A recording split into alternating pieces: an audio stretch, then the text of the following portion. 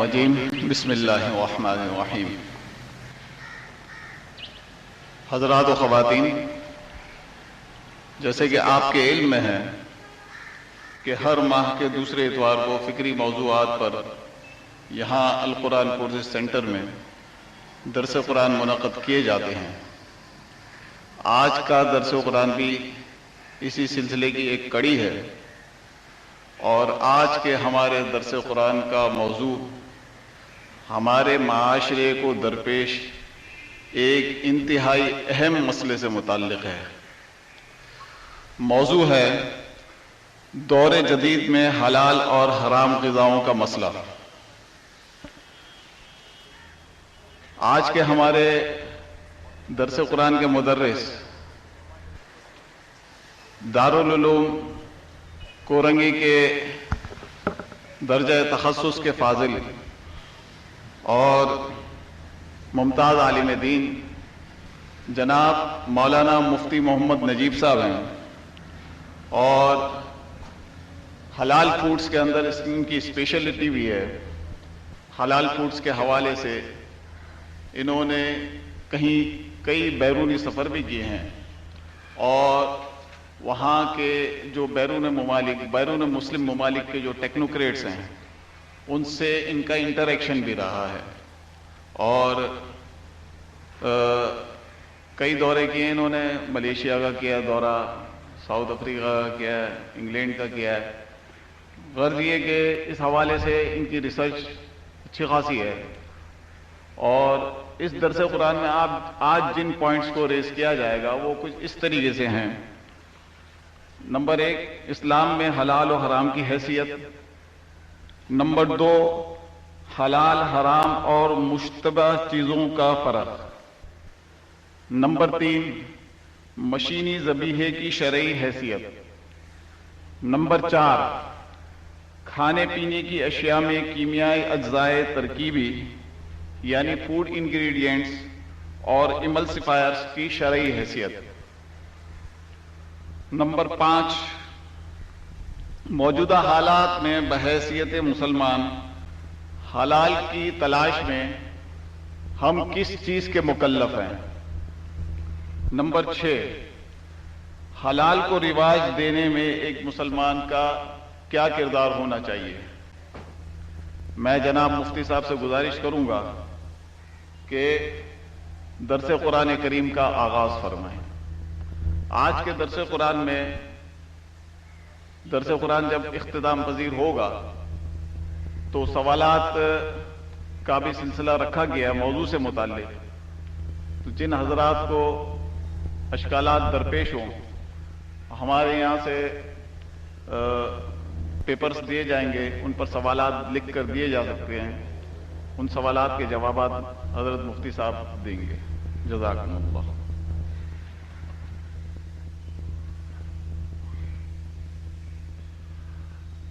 الحمد لله رب العالمين والعاقبة للمتقين والصلاة والسلام على رسوله محمد وآله وصحبه أجمعين، نحمده ونستعينه ونستغفره ونؤمن به ونتوكل عليه، ونعوذ بالله من شرور أنفسنا ومن سيئات أعمالنا، من يهده الله فلا مضل له ومن يضلله فلا هادي له، ونشهد أن لا إله إلا الله وحده لا شريك له، ونشهد أن سيدنا مولانا محمدا عبده ورسوله، أما بعد. وقال الله تبارك وتعالى في القرآن الكريم: كلوا واشربوا من رزق الله ولا تعصوا في الأرض مفسدين. وقال الله تبارك وتعالى: يا أيها الناس كلوا مما في الأرض حلالا طيبا ولا تتبعوا خطوات الشيطان إنه لكم عدو مبين. قابل احترام بھائیو، دوستو اور میری ماؤں بہنوں،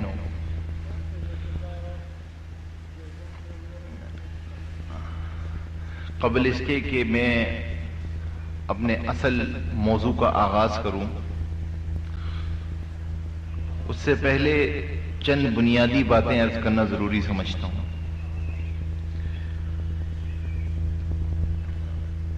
سب سے پہلی بات تو یہ، جو بحیثیت مسلمان ہمارے لیے عقیدے کا درجہ رکھتی ہے اور ایمانیات کا درجہ رکھتی ہے، اور آج بے شمار غلط فہمیوں کا منبع اس عقیدے میں کمی یا غلط فہمی کا نتیجہ ہے۔ پہلی بات یہ ہے کہ مقدمہ ابن خلدون میں علامہ ابن خلدون رحمۃ اللہ علیہ نے ایک بات نقل کی ہے، اور وہ سمجھنے کی چیز ہے۔ وہ یہ ہے کہ اللہ تبارک و تعالی نے اس انسان کو اشرف المخلوقات بنایا ہے، اور یہ مخدوم ہے، کائنات اس کی خادم ہے، ساری کی ساری کائنات کو اس انسان کے لیے بنایا ہے، اور اس انسان کو اپنی ذات کے لیے بنایا ہے۔ یہ انسان اس ساری کی ساری کائنات سے کیسے استفادہ حاصل کر لے اور کیسے اس کے منافع حاصل کر لے، اللہ تبارک و تعالی نے اس کو علم کے ذرائع دی۔ سب سے پہلا علم کا ذریعہ دیا ہے، جو پہلی سورس آف نالج ہے، وہ حواس خمسہ ہے۔ اچھا، یہ حواس خمسہ ایک ایسا علم کا ذریعہ ہے کہ جس کے اندر انسان اور حیوان مشترک ہیں، بلکہ بعض چیزوں میں حیوانات کی وہ حواس انسان سے کہیں درجے زیادہ ہیں۔ آپ حضرات سنتے رہتے ہوں گے، تحقیق سے ثابت ہے، کئی جگہوں پہ جہاں زلزلے آ رہے ہوتے ہیں، حیوانات کافی پہلے وہاں سے ہجرت کر جاتے ہیں، بہت۔ لیکن یہ جو حواس خمسہ ہے نا، یہ بڑی لمیٹڈ سورس آف نالج ہے، یہ کوئی مکمل علم کا ذریعہ نہیں ہے کہ اس کے ذریعے سے تمام چیزیں حاصل ہو جائیں گی، نہیں نہیں نہیں، بڑا محدود علم کا ذریعہ ہے۔ آنکھ یہ دیکھتی ہے کہ یہ دیوار ہے، اس دیوار کا رنگ جو ہے وہ سفید ہے، یہ قریب ہے، یہ دور ہے، بس، اس سے زیادہ آنکھ کا کوئی کام نہیں۔ یہ دیوار کیوں بنائی گئی ہے، کس نے بنائی ہے، یہ پرپس بلڈ ہے، خود بخود کھڑی ہو گئی ہے، کوئی اس کا بنانے والا ہے، یہ آنکھ کا کام ہی نہیں ہے۔ جہاں سے علم کے اس پہلے ذریعے کی انتہا ہوتی ہے، وہاں سے علم کے دوسرے ذریعے کی ابتدا ہوتی ہے، جو اللہ کی بہت بڑی نعمت ہے اس انسان کی، اور وہ ہے عقل۔ عقل اس کی رہنمائی کرتی ہے کہ دیکھو یہ دیوار جو ہے نا، یہ پرپس بلڈ ہے، اس کا کوئی بنانے والا ہے، یہ چار دیواری ہے، یہ کمرے کی دیوار ہے، یہ دو کمروں میں فرق کرنے والی ہے، یہ سب عقل رہنمائی کرتی ہے، اور تمام چیزوں کو جوڑ کر ایک نتیجہ مرتب کر کے اس کے سامنے کر دیتی ہے۔ لیکن عقل جو ہے وہ بھی اپنی حد تک ہے، یہی سب سے بڑا مسئلہ ہوتا ہے۔ انسانیت دھوکہ کہاں کھاتی ہے؟ انسانیت دھوکہ یہاں کھاتی ہے کہ انسان یہ سمجھنے لگتا ہے کہ عقل جو ہے وہ ایک لامحدود علم کا ذریعہ ہے، الٹیمیٹ سورس آف نالج ہے۔ حالانکہ ایسا نہیں ہے، عقل بھی بڑی ایک حد ہے، عقل کی ہاں ایک حد تک آپ کی رہنمائی کرے، اس لیے علماء نے لکھا ہے، علماء کہتے ہیں کہ یہ اتنے بڑے جو اللہ تبارک و تعالیٰ کی نشانیاں ہیں، اگر کسی کے پاس، کسی انسان کے پاس نبی کی نبوت نہ بھی پہنچی ہو، تو خدا کی خدائی کا اقرار اس پہ بھی واجب ہے۔ اتنی بڑی کائنات اس کی گواہی دے رہی ہے، سورج کا آنا، سورج کا جانا، دن کا آنا، دن کا جانا، رات کا آنا، رات کا جانا، اتنی چیک اینڈ بیلنس کائنات یہ خود گواہی دے رہی ہے کہ اس کائنات کا کوئی بنانے والا ہے.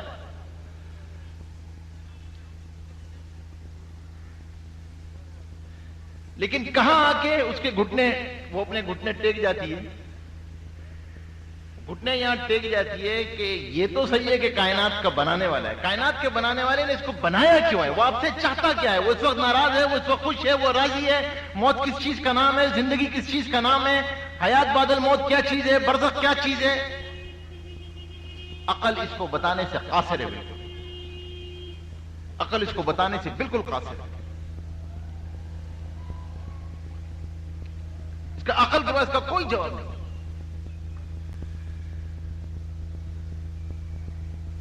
اس کا کوئی جواب ہی نہیں. جہاں سے عقل کی انتہا ہوتی ہے وہاں سے الٹیمیٹ سورس آف نالج کی ابتدا ہوتی ہے. وہاں سے وحی کی ابتدا ہوتی ہے. جہاں سے عقل کی انتہا ہوتی ہے وہاں سے وحی کی ابتدا ہوتی ہے.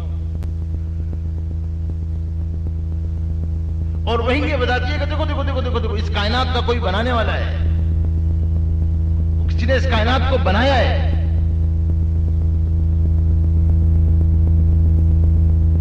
یہ خود بخود نہیں کھڑی ہو گئی ہے. تم کسی مقصد کے لیے بھیجے گئے ہو. پابندیاں کسی مقصد کے لیے لگائی گئی ہیں. زندگی کسی مقصد کے لیے دی گئی ہے. موت کس چیز کا نام ہے؟ برزخ کس چیز کا؟ یہ وحی رہنمائی کرتی ہے. انبیاء کرام علیہ السلام اسی رہنمائی کی تشریف لاتے ہیں. علی میاں نور اللہ مرقدو نے ایک جگہ لکھا ہے کہ خالق کا مخلوق پہ سے بڑا کوئی انعام نہیں ہے. نبی کی بعثت سے بڑھ کر کوئی انعام نہیں کہ اگر نبی کی ذات نہ ہوتی تو انسانیت تو ٹمک تو ہی مار رہی ہوتی. پتہ نہیں چلتا کہاں جانا.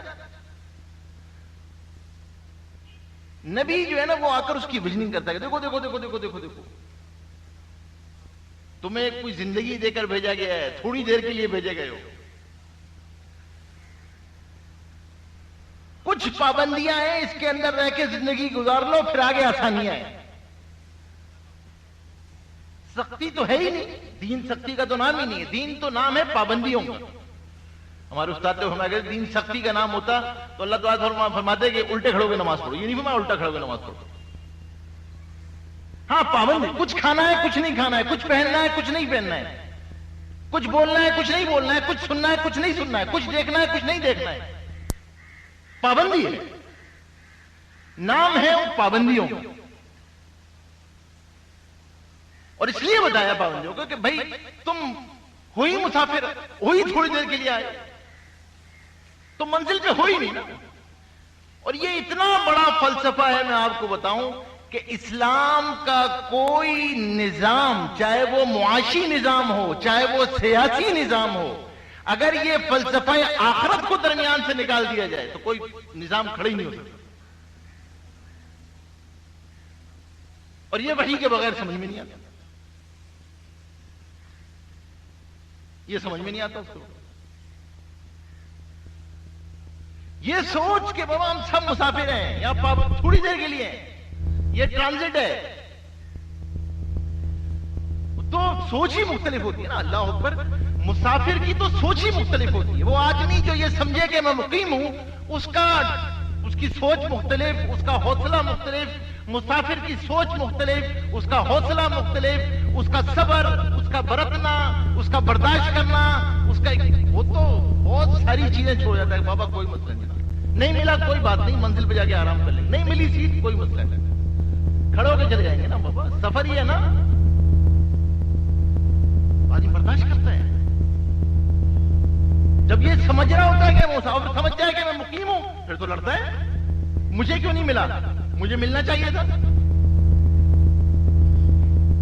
یہ جو بار بار اکابر مشائخ حضرات سب استحضار کراتے ہیں نا, اس کو سمجھو سمجھو سمجھو سمجھو کہ بابا جانا ہے جانا ہے جانا ہے جانا ہے جانا ہے, کیونکہ یہ بنیاد ہے ہر چیز کی. کوئی نظام معاملات کی لائن کا کھڑا ہی نہیں ہو سکتا, عبادات کی لائن کا کھڑا ہی نہیں ہو سکتا. اگر یہ پیش نظر نہ ہو کہ بابا اللہ سے ملاقات کا شوق،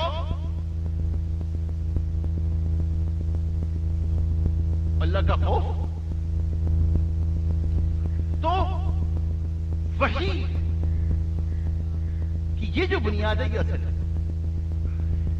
لیکن انسانیت دھوکہ کہاں کھاتی ہے؟ ایک جگہ پہ دھوکہ یہاں کھاتی ہے کہ وہ بیچارے جو ہے نا سوچتے کہ ہاں جی ٹھیک ہے، بالکل صحیح ہے، دینی چیز ہے، لیکن پھر وحی کے احکامات کو عقل کے ترازو پہ تولنا چاہیے. وحی کے احکامات کو عقل کے ترازو پہ تولنا. اور یہ بالکل ایسا ہی ہے کہ آپ کسی پہاڑ کو جو ہے نا اس ترازو پہ رکھتے ہیں جو سونار کے ہوتا ہے نا، رتی ماشے تولے کا، تو اس کو رکھ دیا جائے گا تو کیا ہوگا؟ کیا ہوگا؟ پہاڑ جائے گا ترازو جائے گا؟ ترازو جائے گا. پہاڑ تو اپنی جگہ باقی رہے گا. یہی حال اس انسان کا ہوتا ہے جب حکم کو اپنے عقل کے ترازو پہ، حکم تو قیامت تک کے لیے ہے جاویدہ، وہ ویسا ہی رہتا ہے، انسان بہک جاتا ہے. انسان بہک جاتا ہے، وہ بہک جاتا ہے. ایک اور دھوکہ کھاتا ہے جا کے، اور پھر وہ سمجھتا ہے کہ خود اس کے اندر نئی ابحاث تلاش کرتا ہے، بحثیں تلاش کرتا ہے. نہیں جی ٹھیک ہے مولوی صاحب وہ حکم تو تھا، لیکن اب دیکھیے نا وہ حکم تو 1400 سال پہلے تھا، آج کا زمانہ تو اب آپ کو پتا ہے، تو اب وہ جو حکمتیں علتیں تھیں وہ ڈیفرنٹ تھیں. اب آج کے زمانے کی تو حکمت علت جو ہے وہ ایک نئی بحث میں ڈال دیتا ہے.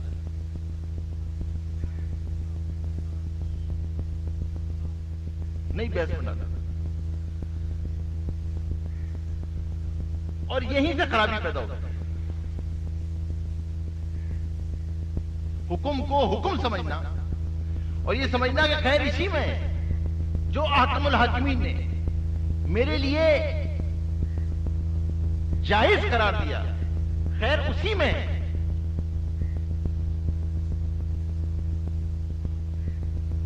اور جیسے میں نے آپ سے کیا، سختی تو ہے ہی نہیں، اور دین تو عین فطرت ہے،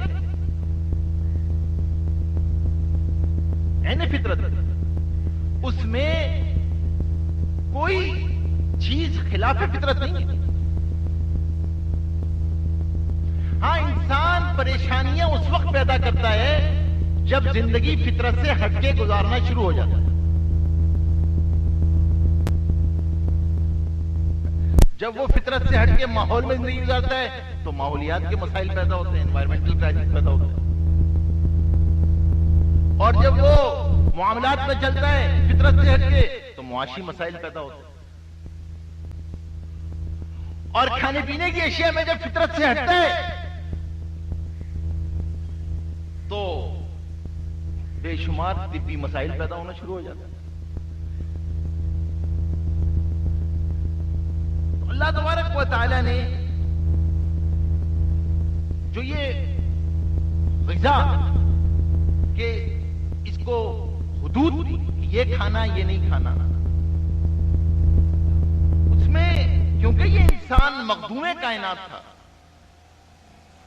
تو اللہ نے مخلوق سے نفع اٹھانے کی حدود اس پہ مقرر کی. اور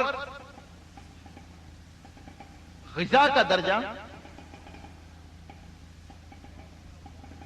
عبادات کے لیے بالکل ایسا ہی ہے جیسے جسم کے لیے خون کا درجہ ہے. کہ اگر خون میں فساد آ جائے تو ابتدا میں تو نہیں ہوتا، لیکن انتہا یہ ہوتی ہے کہ جسم پہ اس کا اظہار شروع ہو جاتا ہے.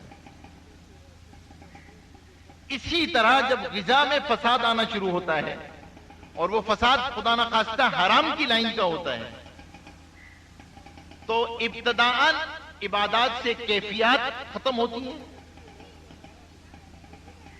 کہ اس کا نور نکلتا ہے، اور امتحان یہ ہوتا ہے کہ وہ عبادات جو ہیں صرف وہ اللہ معاف کرے فارغ ہوئے اور اسے اندازہ بھی نہیں ہوتا.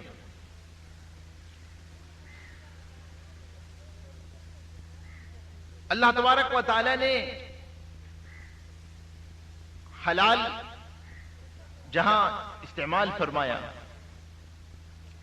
فقہاء نے اس کی تشریح کی ہے کہ وہ چیز جس کی استعمال کی اللہ تبارک و تعالیٰ نے اجازت دی. کئی جگہوں پر لفظ استعمال ہوتا ہے فقہاء کے یہاں، یہ لفظ استعمال ہوتا ہے طہارت کے بعد میں بھی، یہ استعمال ہوتا ہے معاملات کی لائن میں بھی، یہ استعمال ہوتا ہے معاشرت کی لائن میں بھی، اور یہ استعمال ہوتا ہے کھانے پینے کی لائن میں. آج ہم جس بات کو موضوع بنائیں گے وہ معاملات نہیں ہیں، وہ معاشرت نہیں ہے، وہ ابتداً طہارت کے باب میں نہیں جائیں گے، بلکہ خالصتاً جو کھانے پینے کے مسائل ہیں غذا کے، کیا کھانا ہے کیا نہیں کھانا ہے، کیا پینا ہے کیا نہیں پینا ہے.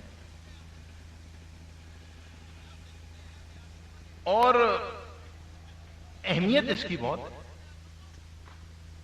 علماء نے لکھا ہے کہ عبادات میں دل بھی حلال ہی سے لگتا ہے، اور عبادات میں نور بھی حلال کھانے سے ہی آتا ہے.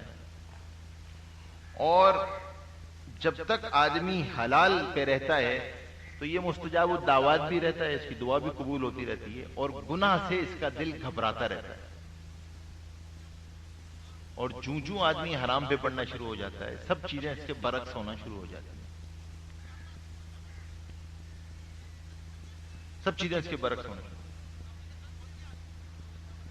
اس لیے جن علماء نے خلاصہ بیان کیا، حضرت سہل بن عبداللہ رضی اللہ تعالیٰ عنہ فرماتے ہیں، لکھا پھر روایت ہے کہ بھائی مسلمان کی نجات تو 3 ہی چیزوں میں، مسلمان کی نجات 3 چیزوں میں: حلال کھانا، فرائض کا ادا کرنا، اور نبی کریم صلی اللہ علیہ وسلم کی سنتوں پر عمل. یہ اتنا بڑا کلیہ ہے کہ سارے معاملات حل ہو، کسی بھی لائن میں. فرائض ہر لائن کے، معاملات کی لائن کے، عبادات کی لائن کے، معاشرت کی لائن کے، سنتیں ہر لائن کی، عبادات کی لائن کی، معاشرت کی لائن کی، معاملات کی لائن کی. عبادات تو پھر ایک حصہ ہے دین کا، اور 25%، 75% تو معاملات ہیں. اور اصل ان غذائی اشیاء کا تعلق زیادہ تر ان معاملات سے.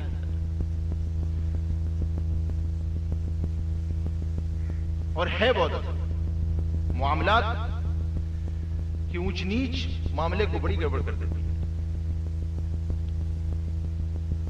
اور دین جب آیا تو کیونکہ دین اعتدال پہ لے کر آیا تھا اور فطرت پہ تھا، تو حضور پاک صلی اللہ علیہ وسلم جب تشریف لائے تو دنیا افراد تفرید کی شکار تھی. ایک طرف اباحیت تھی، ہر چیز جائز تھی، اہل فارس اور تہذیب چلتی چلی آ رہی تھی ہزاروں سال کی تہذیب.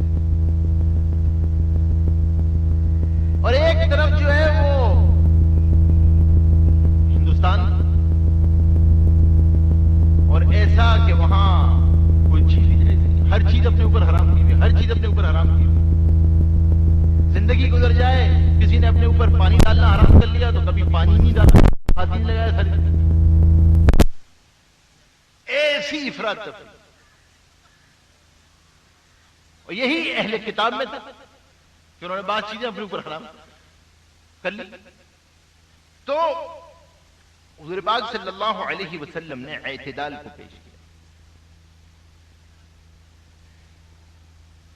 اور اس میں اللہ تبارک و تعالی نے جہاں جہاں لفظ استعمال ہوا، 2 لفظ استعمال ہوئے، حلال اور طیب، جو میں نے آپ کے سامنے آیات تلاوت کی. کلوا واشربوا من رزق اللہ ولا تعصوا فی الارض مفسدین. اللہ تبارک و تعالیٰ فرماتے ہیں کہ اللہ کا دیا ہوا رزق کھاؤ اور زمین میں فساد مچاتے مت پھرو. ایک تو ہر جگہ اللہ نے کہا کہ دیکھو یہ رزق من جانب اللہ ہے، اللہ کی طرف سے دیا ہوا ہے. یہ اسباب اپنی لائن سے صرف واسطہ ہیں، اصل منع میں حقیقی اللہ کی ذات ہے، تو اس کی طرف نگاہ رہنی چاہیے. اور یا ایھا الناس کلوا مما فی الارض حلالا طیبا، حلال لفظ جس سے نکلا حلال، اس کے معنی ہے گرہ کھولنے کے، گرہ کھولنا، کہ جو چیز انسان کے لیے حلال کر دی گویا کہ پابندی کی گرہ کھول دی ہے، ورنہ پابندی لگی ہوئی۔ طیب کے معنی ہے پاکیزہ، جو طبعاً مرغوب، طبیعت جس کو چاہے، فطرت سلیمہ جس کو چاہے، یہ طیب ہے۔ جب فرمایا وَكُلُوا مِمَّا رَزَقَكُمُ اللَّهُ حَلَالًا طَيِّبًا وَاتَّقُوا اللَّهَ الَّذِي أَنْتُمْ بِهِ، اور اللہ نے جو تمہیں رزق دیا ہے اس میں سے حلال پاکیزہ چیزیں کھاؤ، اور جس اللہ پر تم ایمان رکھتے ہو اس سے ڈرتے رہو۔ تو اللہ تبارک و تعالی نے جگہ جگہ پر اسی طرح سورہ بقرہ میں فرمایا یا ایھا الذین آمنوا کلوا من طیبات ما رزقناکم واشکروا للہ، واشکروا للہ، کہ اے ایمان والو پاکیزہ چیزوں میں سے کھاؤ جو ہم نے تم کو رزق دیا ہے، اور اللہ کا شکر ادا کرو، کہ پاکیزہ رزق کھانے سے اللہ کی محبت پیدا ہوگی، اور محبت کے نتیجے میں شکر کی کیفیت پیدا ہوگی، اور یہ شکر خود ایک عظیم عبادت ہے۔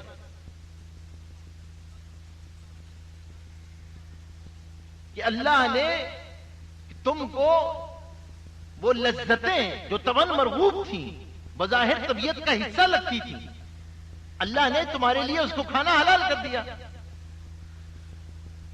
تو وہ جب تم اس کے بعد شکر کرو گے، جب اس کے بعد شکر کرو گے، اللہ کی نعمت کو استعمال کر کے شکر کرو گے، تو یہ لذت بھی عبادت بن جائے گی، یہ لذت بھی عبادت بن جائے گی۔ اور اللہ تبارک و تعالی نے حضور پاک صلی اللہ علیہ وسلم کی زبان مبارک سے اس مسئلے کو کئی جگہ پر حضور پاک صلی اللہ علیہ وسلم نے بیان فرمایا، اور ترغیب حلال کی طیب۔ حضرت رضی اللہ تعالیٰ عنہ سے روایت ہے، حضرت ابو ہریرہ سے، نبی کریم صلی اللہ علیہ وسلم نے فرمایا اللہ تعالیٰ پاک ہے، ان اللہ طیب ہے، اور وہ صرف پاک کو ہی قبول کرتا ہے، اور جو حکم اس بارے میں اللہ نے اپنے تمام پیغمبروں کو دیا وہی سب مومن بندوں کو بھی دیا۔ اس لیے پیغمبروں کے لیے اس کا ارشاد ہے رسولو تم کھاؤ پاک اور حلال غذا، اور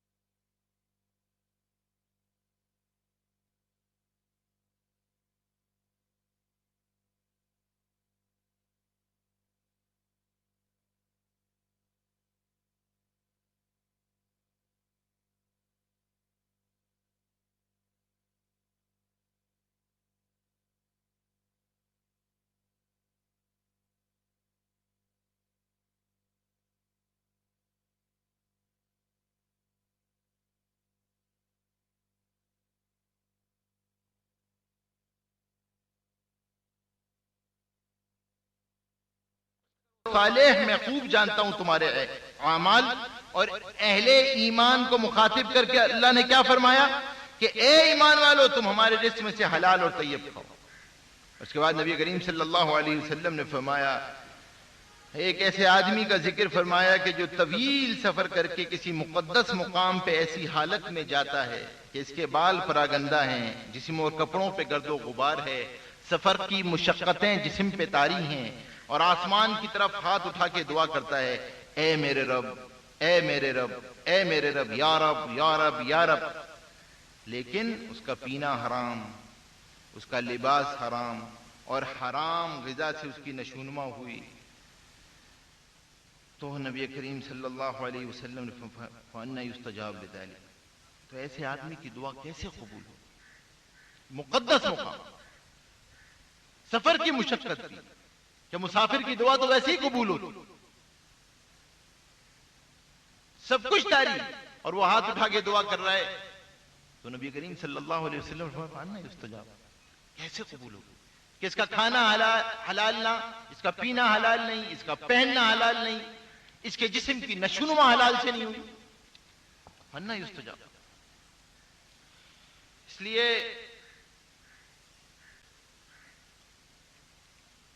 جہاں کہیں بزرگوں سے کوئی آدمی یہ درخواست کرتا تھا کہ دعا کیجئے میں مستجاب الدعوات ہو جاؤں، تو بزرگوں کا ایک مشہور مقولہ تھا سب کے پاس کہ بھئی حلال کھانے کی فکر کرو، حلال کا اہتمام کرو گے تو مستجاب الدعوات ہو جاؤ، حلال کا اہتمام کرو گے تو مستجاب الدعوات ہو جاؤ. اور کچھ چیزوں پہ اللہ تبارک و تعالی نے پابندی لگائی جس کو حرام قرار دیا، اور جو چیزیں حرام قرار دی گئیں اس کا ذکر کئی جگہوں پہ آیا، لیکن سورہ مائدہ کے اندر اللہ تبارک و تعالی نے کچھ ذکر فرمایا. 3 آیت ہے.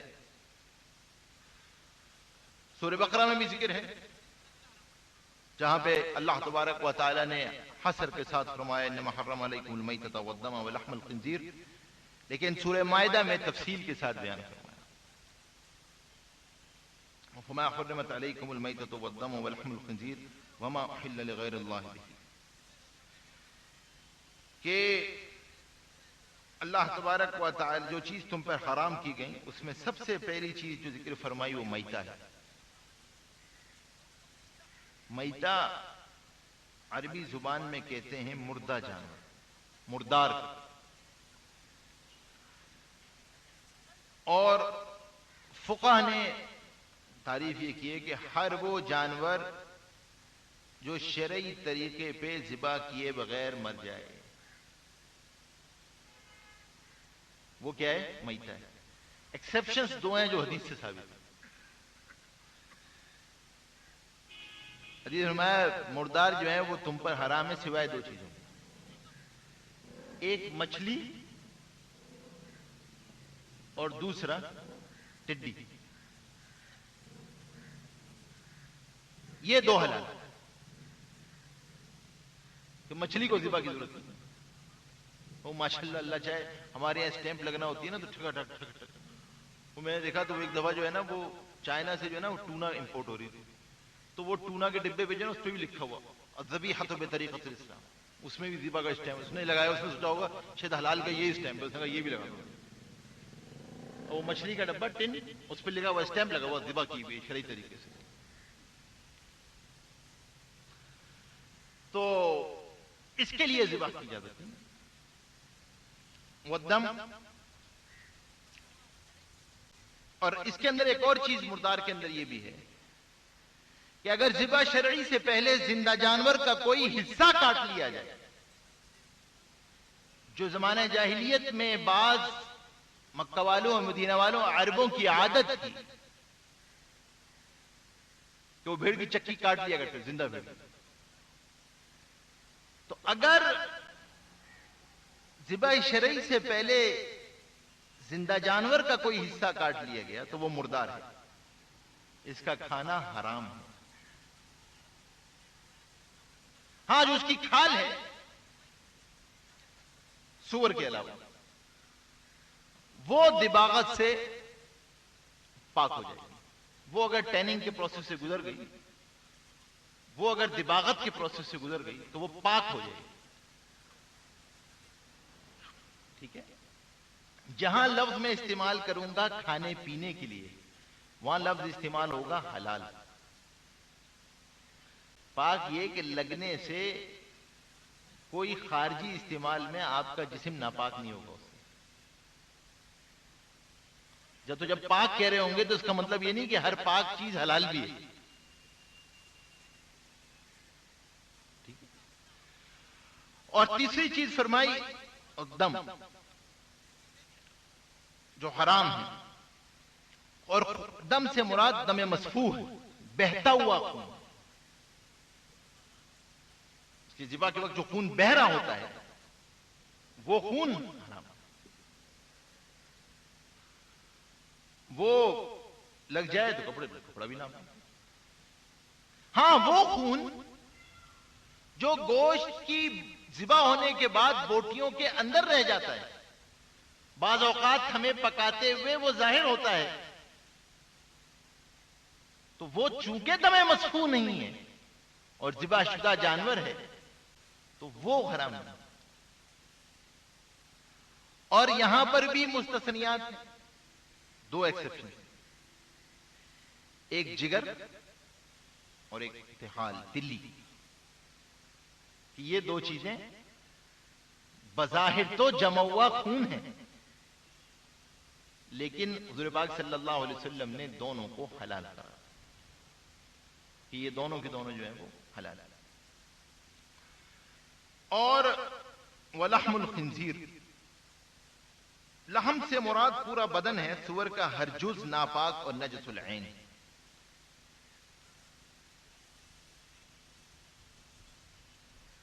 سور، خنزیر، سوائن یا پورک. اور اس کی کھال دباغت سے پاک نہیں ہو سکتی. وما احل لغیر اللہ، اور جو ذبح غیر اللہ کے نام پر کیے گئے وہ بھی حرام ہے. اور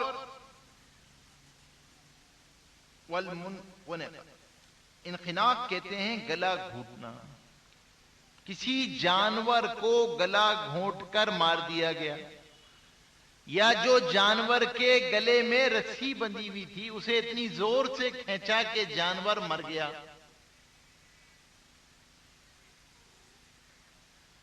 تو یہ بھی حرام.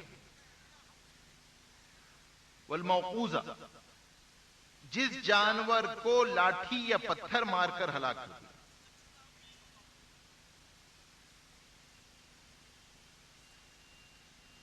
تو بندوق کی گولی اگر لگے اور ذبح کا موقع نہ آئے تو وہ بھی موقوذہ کے حکم میں ہو کر حرام ہو جاتا ہے. ان دو چیزوں کا ذکر اس لیے فرمایا اللہ تبارک و تعالی نے کہ منخنقہ و موقوذہ کو اہل جاہلیت جائز سمجھتے تھے. یہ وہ افراط تفرید تھی جو زمانے میں. اور والمتردیہ، وہ جانور جو کسی اونچی جگہ سے گر کر مر جائے، کنویں میں گر کر مر جائے، عمارت سے گر کر مر جائے. جانور اونچی جگہ پہ کھڑا ہوا تھا، آپ نے تیر چلایا، آپ نے گولی چلائی، گولی سے بچ کر وہ نیچے ہوا اور گر پڑا، اور گرنے سے مر گیا، اور ذبح کا موقع نہیں آیا، تو یہ بھی ہے. اور والنتیح، وہ جانور جو کسی ٹکر یا تصادم سے ہلاک ہو. وما اکل السبع الا ما زکیتم، اور وہ جانور جس کو کسی درندے نے پھاڑ. تو اگر کسی درندے نے چیز پھاڑ دیا اور ذبح کا موقع نہیں آیا تو وہ بھی حرام ہے. آگے اللہ تبارک و تعالی نے استثناء فرمائے الا ما زکیتم، یہ استثناء جو ہے یہ شروع کی 4 اقسام سے متعلق نہیں ہے، کیونکہ اگر میتہ، دم، لحم الخنزیر وما اہل لغیر اللہ، یہ جو 4 ہیں اس میں تو ذبح بھی کوئی اثر نہیں کرتا.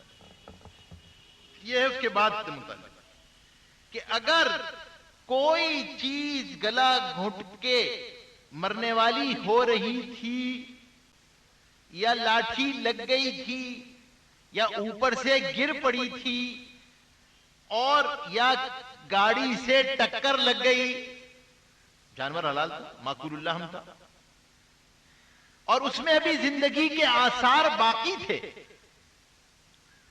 پھر آپ نے ذبح کر دیا، تو الا ما زکیتم کا تعلق اس سے ہے کہ اب اس ذبح سے یہ حلال ہے.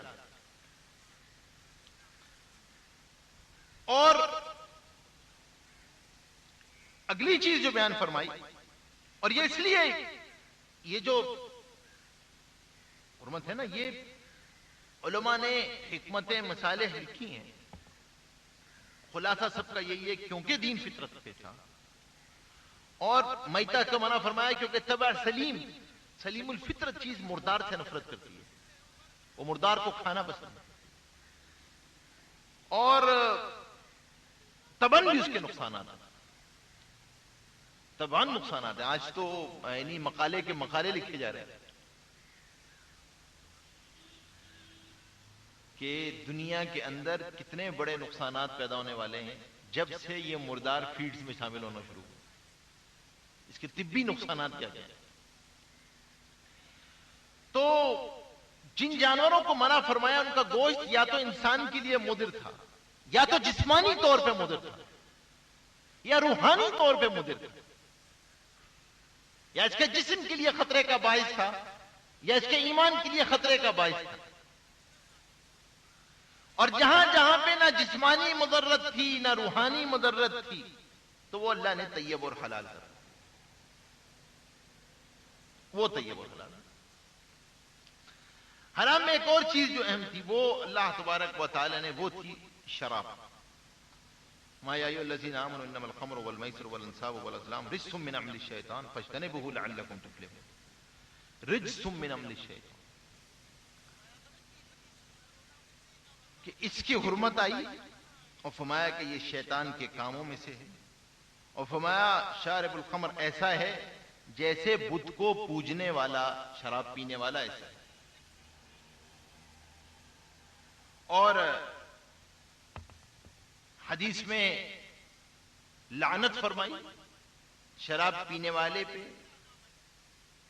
پلانے والے پر، بیچنے والے پر، خریدنے والے پر، بنانے والے پر، بنوانے والے پر، کسی کے پاس جو لے کر جائے، جس کے پاس لے کر جائے، ان سب پر لعنت فرمائی. کیا مطلب ہے کہ اللہ کی رحمت سے دور ہے، اللہ کی رحمت سے دور ہے. اللہ. اور کیا فرمایا کہ شراب کیا فرمایا کہ کل مسکر حرام، ہر نشہ دلانے والی چیز شراب ہے، ہر نشہ دلانے والی چیز شراب ہے، اور ہر نشہ لانے والی چیز حرام ہے. اور اس کی تھوڑی مقدار بھی حرام ہے، اس کی کثیر مقدار بھی حرام ہے، کیونکہ یہ ہر برائی کی کنجی ہے، ہر برائی کی کنجی. شرابوں میں جہاں خمر کا لفظ استعمال ہوا، لغت میں یہ خمر بنیادی طور پہ 4 قسم کی وہ شرابیں ہیں جو حرام بھی ہیں، پینا تو حرام ہے، لیکن حکم کے اعتبار سے وہ نجس بھی ہیں. ان کا حکم ایسا ہی ہے جیسے پیشاب کا حکم. وہ یہ سمجھنے کی بات ہے، یہ سمجھنے کی بات ہے، کیونکہ شراب ہی کو کہا جاتا ہے الکوہل. الکوہل آج کی دنیا میں بے شمار چیزوں میں استعمال ہوتا ہے، اور جب سے صنعت کے اندر کیمیا بڑھ گئی اور کیمیکل انڈسٹری خود وجود میں آ گئی ایک دن، تو اس کا استعمال متفرق طریقوں سے بڑھ گیا. خارجی استعمال بھی بڑھا اور داخلی استعمال بھی بڑھا. داخلی استعمال سے مراد میری کہ کھانے پینا، اور خارجی استعمال کہ آپ اس کو باہر خارج جسم کے طور پہ استعمال کریں، جسم میں لگائیں، لیکن کھائیں پییں. تو وہ شراب جس کا نہ خارجی استعمال جائز تھا نہ داخلی استعمال جائز تھا، الا یہ کہ کوئی بہت ہی ایکسیپشنز آ جائے، موت زندگی کا مسئلہ آ جائے، وہ 4 شرابیں. سب سے پہلے خمر جسے کہا گیا وہ انگور کا کچا شیرہ تھا، انگور کا کچا شیرہ. دوسرا طلا جسے انگور کا شیرہ جبکہ اسے پکا لیا جائے. اور تیسری چیز تھی نقی التمر، کھجور کا شیرہ. اور چوتھی شراب تھی نقی الزبیب، جو منقع کی شراب ہے. منقع کی شراب وہ ایک شراب بناتے تھے جس میں کشمش کو وہ کافی عرصے تک، بڑی کشمش کو وہ اس کے ذریعے سے. ان 4 کے علاوہ بقیہ چیزوں سے اگر الکوہل بنے گا تو وہ الکوہل پاک ہے، اس کا خارجی استعمال جائے. سمجھے؟ الکوہل دنیا میں بنتا ہے. آج ہمارے ہاں شوگر کین انڈسٹری ہے، ہر شوگر مل جو ہے وہ الکوہل بنا رہا ہوتا ہے. دنیا میں بے شمار الکوہل جو ہے وہ آلو سے بنتا ہے. آلو کی بہت بڑی صنعت ہے جس سے الکوہل بنتا ہے، ویجیٹیبل الکوہل. الکوہل جہاں نیچرل ہے وہاں الکوہل سنتھیٹک بھی ہے، اور سنتھیٹک الکوہل جو ہے وہ مصنوعی طور پہ بنائے جاتے ہیں مختلف کیمیائی چیزوں سے. پیٹرول کی صنعت بہت بڑا الکوہل بناتی ہے. تو یہ جو الکوہل ہیں یہ سمجھنے کی چیز ہے. ہر الکوہل پیشاب کی طرح نہیں ہے. وہ دنیا میں 4 ہی شراب ہیں. ایک تو پیور وائن بھی ہے، جو پیور وائن ہے، جو انگور کا کچا شیرہ ہے. ان 4 کے علاوہ جو ہے وہ بقیہ جو ہے وہ پاک ہے. اور ہاں یہ ہے کہ اگر ان 4 کے علاوہ جو بقیہ الکوہل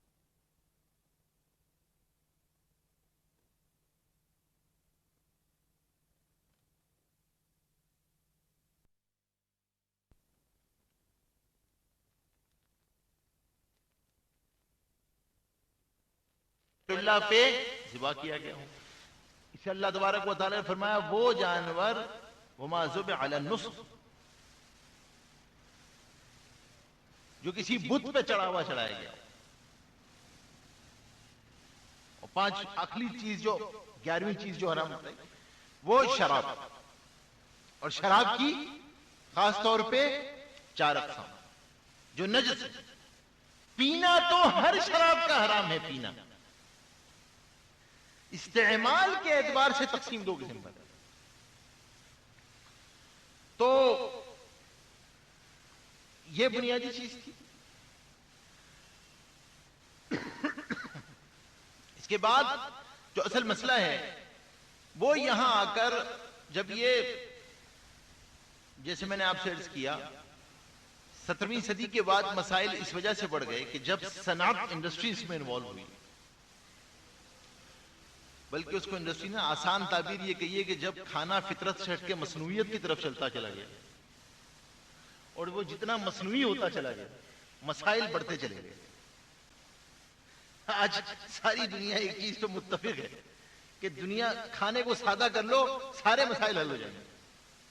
سب اس پہ متفق ہیں کہ سادہ کر لو سارے مسائل کا ہے.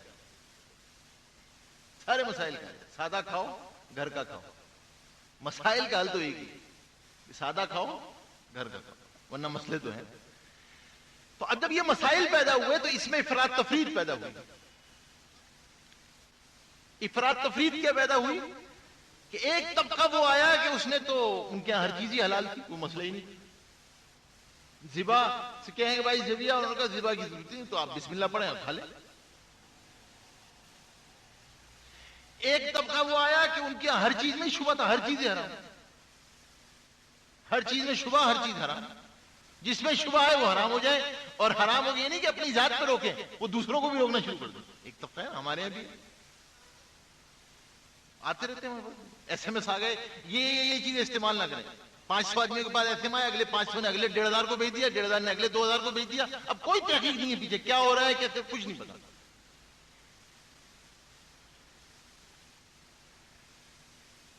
قوم میں وہ یہی کام. تو ایک چیز یہ ہے کہ بھائی اعتدال، کہ بھائی جب کوئی ایسا مسئلہ آئے تو اکابر علماء کے پاس جا کے پوچھو، مشائخ سے پوچھو.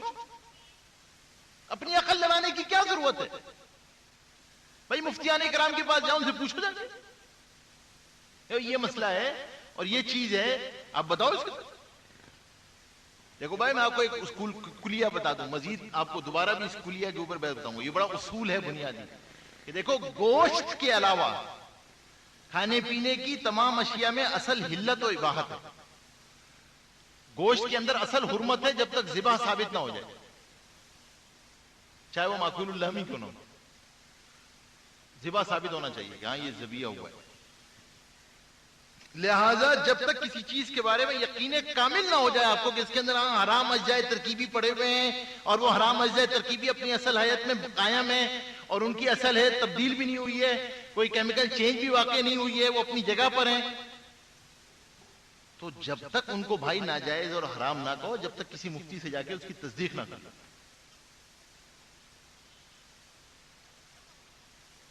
اس کی تصدیق نہ کرنا. کوئی قوی وجہ جب تک حرام کی نہیں. دین میں حرج نہیں ہے، جہاں اللہ نے آسانی دی ہے وہاں آسانی رکھو. بلا وجہ کی شبہ کی بنیاد پہ کوئی سختی نہیں کر دی جائے گی.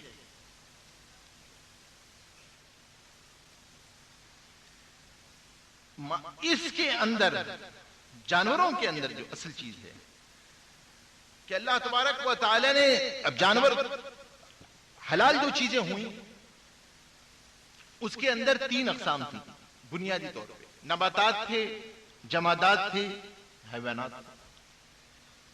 نباتات کے اندر اکثر نباتات جو ہیں وہ حلال ہیں، بس 2 ہی چیزیں اس کے اندر ہیں، بشرطے کہ وہ مضر صحت نہ ہو یا مسکر نہ ہو،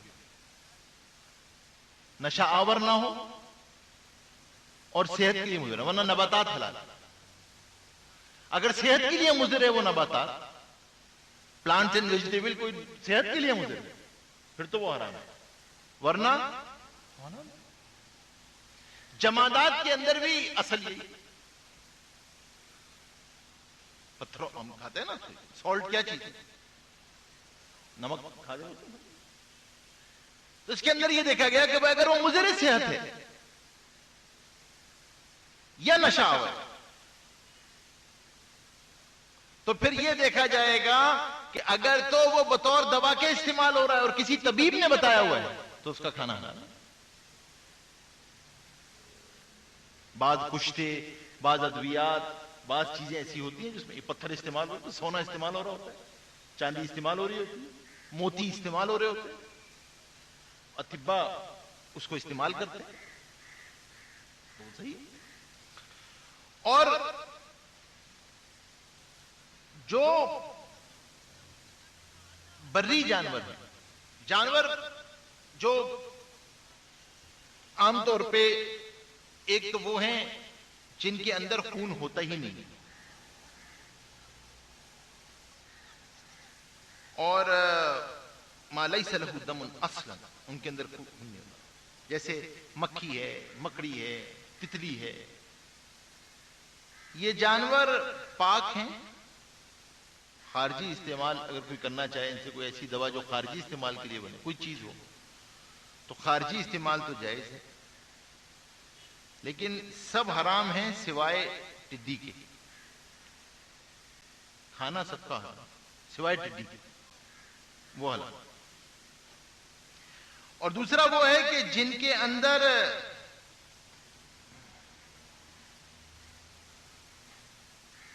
بہتا ہوا خون نہ ہو،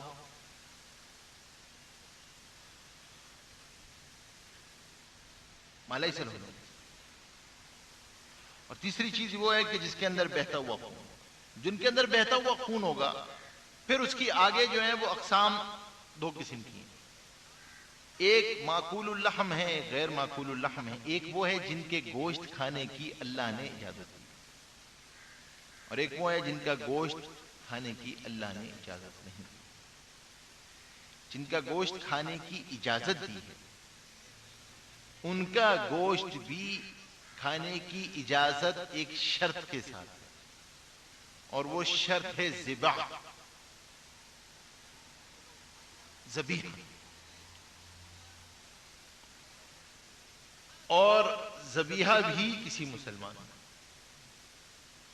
اگرچہ علماء نے چند شرائط کے ساتھ اہل کتاب کے ذبیحہ کو بھی اجازت دی ہے، اگر وہ ذبح کے وقت اللہ کا نام لے. ذبح میں گزشتہ 50 سال کے اندر ایک مسئلہ جو پیش آیا وہ تھا مشینی ذبیحہ. اور مشینی ذبیحہ جو تھا وہ ایک مسئلہ تھا، اور وہ جتنا جتنا بڑھتا چلا گیا اس میں مسائل بڑھتے چلے گئے. کیونکہ مشینی ذبیحہ جب بڑے جانوروں میں آیا تو وہاں مسئلہ ایک ہی تھا. وہاں مسئلہ ایک تو یہ تھا کہ بھائی ذبح جو ہے وہ کہیں انسان کرنے والا ہو، تو وہ تو علماء نے شرط لگائی، ذبیحہ قابو بھی آ گیا. لیکن جہاں چھوٹا جانور تھا اور چھوٹا پرندہ تھا، خاص طور پر جہاں مسئلہ مرغی کا تھا، وہاں مسئلہ کیا تھا. اور وہ مسئلہ وہاں سے گڑبڑ اس وجہ سے ہوا کہ وہاں کئی چیزیں انوالو تھیں.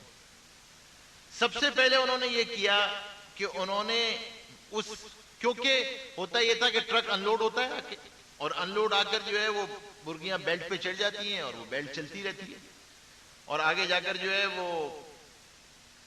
دو طریقے ہوتے ہیں، یا تو کسی کرنٹ والے پانی سے گزارتے ہیں یا ہلکا سا کوئی کرنٹ سے گزارتے ہیں، جس کو وہ لوگ انگریزی میں کہتے ہیں اسٹننگ.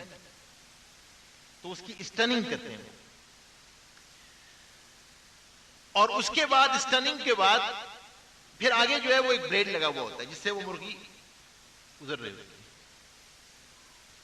اور وہاں جو ہے وہ کیا کہتے ہیں، ان حضرات نے کہا کہ بھائی یہاں پر کوئی آدمی کھڑے ہونے کی ضرورت نہیں ہے، اور ایک مرتبہ بسم اللہ پڑھ لینا وہ کافی. اب مسئلے یہاں پر دو دو تین تین جمع ہو گئے.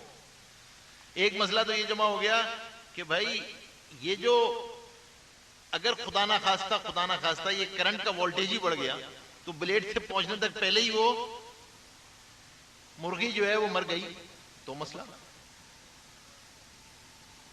بالکل حالیہ میرا ابھی سفر تھا ہمارا ایک، تو او آئی سی کی ایک میٹنگ تھی حلال اسٹینڈرڈ کے اوپر. تو ہم ایک جگہ پہ گئے ایبیٹوائر دیکھنے کے لیے، بہت بڑا مسئلہ.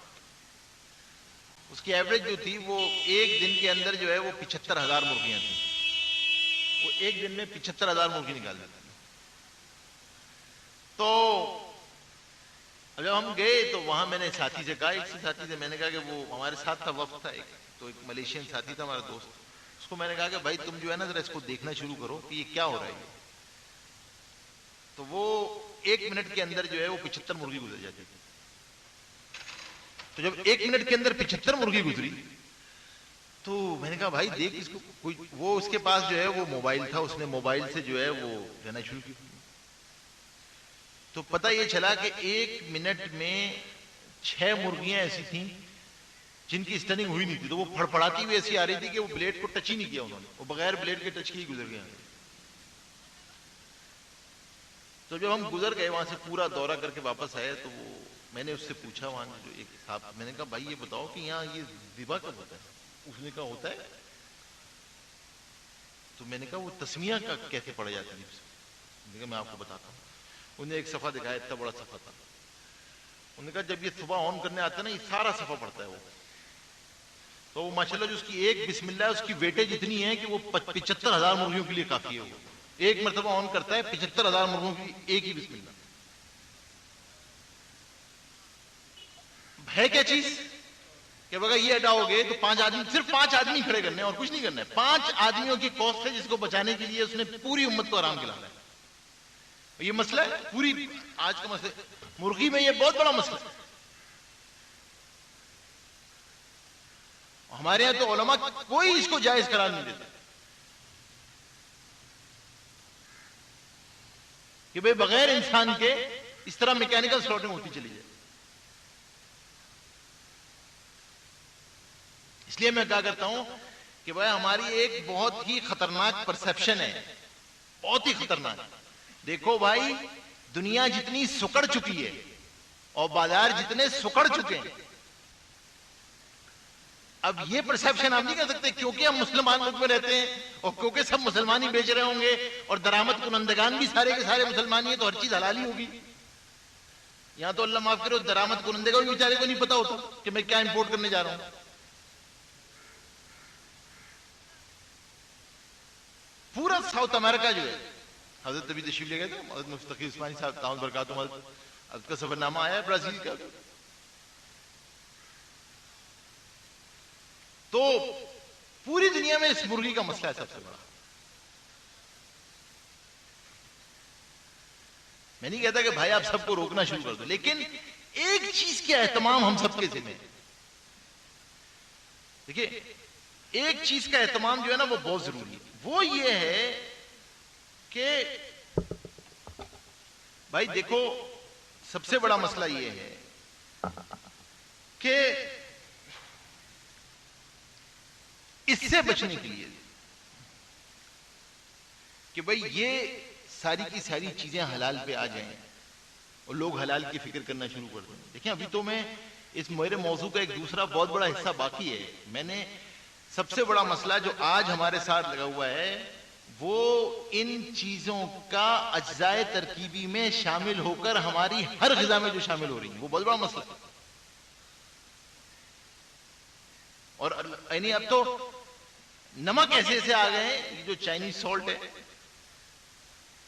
مونو سوڈیم گلوکوز MSG جو ہے، اور جیلیٹن کا مسئلہ ہے،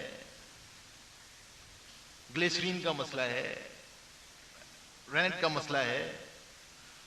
تو وہ تو اپنے مسائل ہیں، لیکن جو ہماری آپ کی ذمہ داری ہے وہ یہ ہے کہ بھائی بحیثیت مسلمان اگر کوئی آدمی امپورٹ کر رہا ہے اس کی فکر تو کرے. ہر چیز کو ضرورت سمجھتے ہیں. اللہ معاف کرے بڑے بڑے کارپوریٹ کلچر ہر چیز کو اپنی ضرورت سمجھتا ہے. بھائی کسی کے پاس چلے جاؤ کہ بھائی تمہارا جو ہے وہ لیگل ایڈوائزر ہے، ہاں جی ہے. انکم ٹیکس ایڈوائزر ہے، ہاں جی ہے. CFO ہے، ہاں ہے. اکاؤنٹنٹ ہے.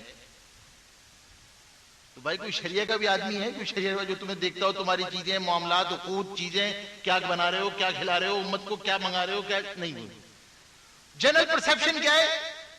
ہم حلال کرتے ہیں اس لیے کہ ہم بینک سے ڈیل نہیں کرتے، باقی سب کچھ حلال کرتے ہیں. کیا منگاتے ہیں، کیا کھلاتے ہیں، کیسے کرتے ہیں، قبضہ کرتے ہیں، نہیں کرتے ہیں، کیا بیچتے ہیں، لوگوں سے معاملات کیا کرتے ہیں، کیا شرطیں لگاتے ہیں، کانٹریکٹ کیسے بناتے ہیں، کانٹریکٹ کیسے بناتے ہیں، انوائسز سیل ہوتی ہیں، انوائس ڈسکاؤنٹ ہو رہی ہوتی ہے، کیا کر رہے ہو، کوئی پوچھنے والا نہیں. یہ تو دین کا حصہ ہی نہیں ہے نا، اس کا تو کوئی تعلق ہی نہیں حلال ہونا. اور یہ ایسا بڑا گناہ بے لذت ہے، سن وداؤٹ ٹیسٹ. اب آدمی امپورٹ کر رہا ہے، اجزاء ترکیبی امپورٹ کر رہا ہے. اب میں بتاؤں کتنا بڑا ذریعہ بن رہا ہے جو اس کی فکر ہی نہیں کر رہا کہ بھائی دیکھو ڈیمانڈ کریٹ ہوگی، آپ لوگ پوچھو گے تو ہوگا نا. میں آپ کو مثال دیتا ہوں، اپنا واقعہ جگبیتی سناتا ہوں. ہم لوگ میلبن میں تھے تو تسمانیہ کے اندر کوسوو کے مسلمان آئے. کوسوو میں حالات خراب ہوئے, آسٹریلین گورنمنٹ نے ان کو تھوڑے عرصے کے لیے ایک فوجی کیمپ میں رہائی. ساتھیوں نے فکر کی, ہم نے کہا کہ بھائی تسمانیہ جانا چاہیے, مسلمان ہیں, آئے وہاں سے ان کی فکر کرنی چاہیے. ہم وہاں پہنچے تو جب وہاں گئے تو جو یونٹ کمانڈ کر رہا تھا وہ ایک اوزی کرنل تھا آسٹریلین. ہم نے کہا بھائی اسے ملنا چاہیے, اس کو بتاؤ کہ بھائی یہ مسلمان ہیں, ان کی یہ فکر ہے, کوئی مسلح بناؤ, یہ بناؤ. یہ بیچارے ویسی لٹے پٹے کمیونزم سے آ رہے ہیں. اچھا, ان کے پاس پہنچ گیا, ان سے ہم نے یہ کہا کہ بھائی دیکھو یہ ہے, اور ہم لوگ جو ہیں وہ وہاں سے آئے وکٹوریا سے, اور آپ یہ مسلمان ہیں, چونکہ ان کی چند چیزیں ہیں, یہ کھاتے ہیں, اس طرح رہتے ہیں, یہ عبادت کی جگہ ہے, یہ بنا. تو انہوں نے کہا کہ جی بتا دیں آپ کیا لسٹ ہے. انہوں نے بتایا کہ بھائی اس طرح مسلح چاہیے, کھانے کے لیے حلال چاہیے. اس نے کہا بھائی تسوانیہ میں تو حلال نہیں ہوتا, تو وہ تو مجھے وکٹوریا سے منگانا پڑے گا. میں نے کہا منگاؤ. تو اس نے کہا وہ تو مجھے $1.5 مہنگا پڑے گا. میں نے کہا بھائی منگاؤ, تو مسلمان ہے, آسٹریلین گورنمنٹ سے بات کرو کیمرہ. اس نے کہا اچھا چلے ٹھیک ہے, آپ کہتے ہیں میں کر لوں گا, نو پرابلم, نو ویز مائی, ہو جائے گا. میں نے کہا ٹھیک ہے. خیر اللہ کے شکر اس نے شروع کر دیا. ہم نے درمیان میں پتا کیا بھائی سامان آ رہا ہے یہاں, جس سے انہوں نے ہم نے پتا ہوتے دیے تھے وکٹوریا سے منگاؤ, ان سے پتا کیا تم سامان بھجوا رہے ہو تسمانیہ. واپس آ کے انہوں نے کہا ہاں جی آرڈر آ گیا. اچھا خیر ہوا یہ کہ وہ 6-7 مہینے میں معاملہ ہو گیا, اور آسٹریلین گورنمنٹ نے کہا کہ ان کا کوسوو کے حالات صحیح ہو گئے. انہوں نے کہا واپس کوسوو بھجوا رہے ہیں مسلمانوں کو. ہم نے کہا کہ بھائی چلو الوداعی طور پہ مل لیں جا کے.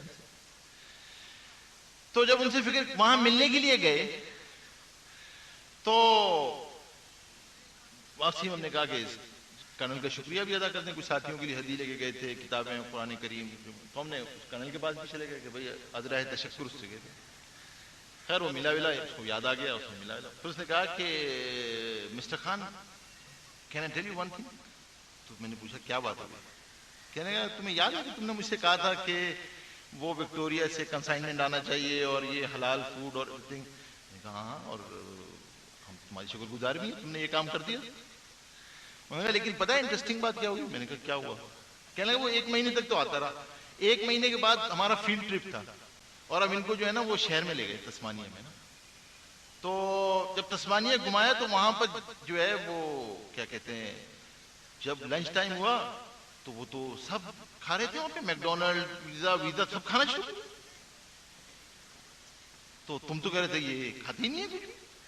تو جب ہم نے پھر ان سے پوچھا کہ بھائی تم تو یہ سب کچھ کھا رہے ہو, تو انہوں نے کہا کہ ہاں. تو ہم نے کہا کہ پھر ہم یہ تو $1.5 مہنگا کیوں منگوائے پھر.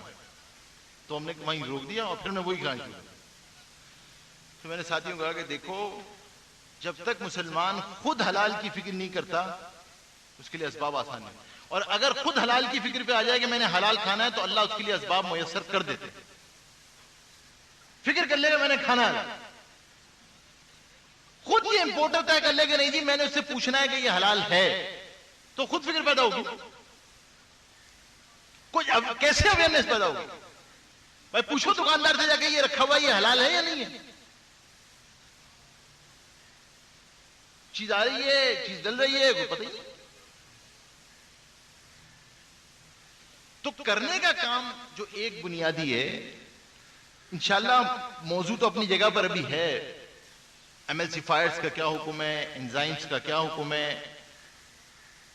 اور ظاہر سی بات ہے کچھ چیزیں ایسی ہیں ہمیں کہ انشاءاللہ فکر پیدا ہوگی تو اللہ تبارک و تعالیٰ کی ایک سنت ہے. اللہ جس محنت کو قبول فرما لیتے ہیں اللہ اس کے لیے اسباب بھی میسر فرما دیتے ہیں اور اشخاص بھی پیدا فرما دیتے ہیں, افراد بھی پیدا کر دیتے ہیں. بشرط ہے کہ اللہ کسی محنت کو قبول طے کر لیں گے بھئی یہ کام ہونا ہے تو اللہ اسباب بھی میسر فرما دیتے ہیں. تو کام یہ کرنے کا یہ فکر پیدا کریں کہ بھائی, اور بچپن سے میں تو کہتا ہوں تعلیمی اداروں میں یہ فکر پیدا ہو کہ بھائی بچوں کو پتا ہو حلال حرام کے بارے میں, ابتدا سے پتا ہو نا حلال حرام کے بارے میں, کیا چیز حلال کیا چیز حرام, کیا کھانا کیا نہیں کھانا, کیا پوچھنا کیا لینا ہے کیا نہیں لینا ہے. بڑوں میں اب اس وقت مسئلہ یہ ہے کہ کیمسٹری انوالو ہونے کے بعد جو فوڈ ٹیکنالوجسٹ ہے اس کو شریعت نہیں آتی, اور جو مفتی ہے اس کو کیمسٹری نہیں آتی. تو وہ برج جو ہے وہ گیپ اپنی جگہ پر برج نہیں ہو پاتا. تو ضرورت ہے ایسے اداروں کی بھی کہ بھئی جو اس کی فکر پیدا کریں, اور ہم بحیثیت اپنے طور پہ خود تو احتیاط جب بھی کریں تو اپنی ذات کے لیے کریں، برائے مہربانی اس کو دوسرے پہ لاگو مت کریں۔ آپ کسی چیز سے بچنا چاہتے ہیں، 100 چیزوں سے بچ جائیں، کوئی مسئلہ نہیں، لیکن آگے ایس ایم ایس کرنے سے پہلے جو ہے نا وہ 100 مرتبہ سوچ لو۔ آگے آپ کو ایس ایم ایس کرنے کی اجازت نہیں ہے بھائی، جب تک کسی مفتی سے تحقیق نہ کر لیں۔ ایسا نہ ہو اند اللہ ایک چیز حلال ہو، آپ حرام کر رہے ہو ذرا۔ وہ ہمارے شیخ تھے مفتی صاحب، مفتی زین العابدین صاحب نور اللہ مرقدہ، فرمایا کرتے تھے کہ پاکستان 2 چیزوں میں بڑا خود کفیل ہے، کہ ہر آدمی ماشاءاللہ مفتی کفایت اللہ ہے، اور ہر آدمی حکیم اجمل خان ہے۔ کھانسی آئے گی تو دوا بتا دے گا، اور دیکھے گا تو فتوا بتا دے گا۔ یہ مزاج ہے مستورات میں بھی، مردوں میں فوراً فتوا اور کھانسی آئے دوا۔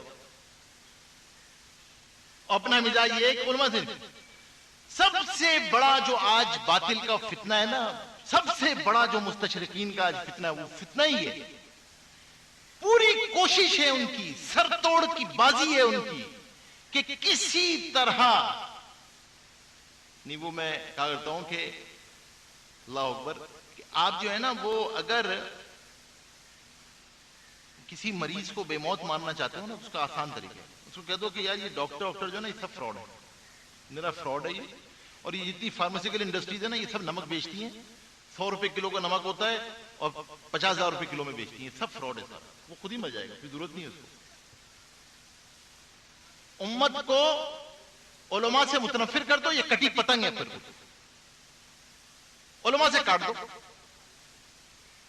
پھر تو کٹی پتنگ ہے وہ، پھر کوئی نہیں نا، پھر تو وہ کٹی پتنگ۔ تو بھائی علماء سے پوچھو نا۔